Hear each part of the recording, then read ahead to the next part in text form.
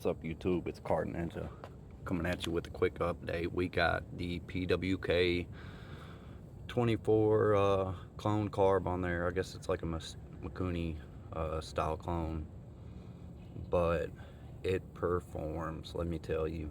Haven't checked the top end, but getting up to speed is a lot quicker now, for sure.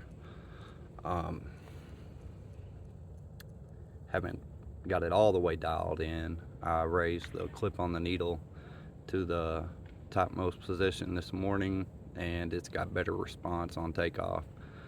At first, it seemed like it was getting way too much gas. I tried dialing in the fuel and air mix the best I could. Had it running last night.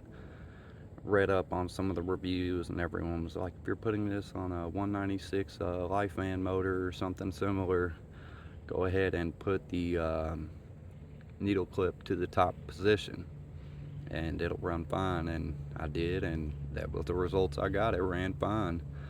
It's a little crooked. I'm gonna straighten that up.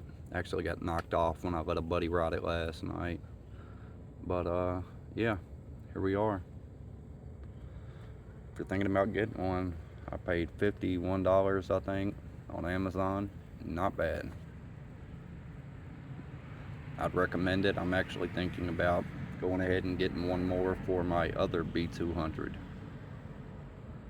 But if you're in the market for a carb, for a stock 196cc, this is a zip tied governor, that's the carb you want.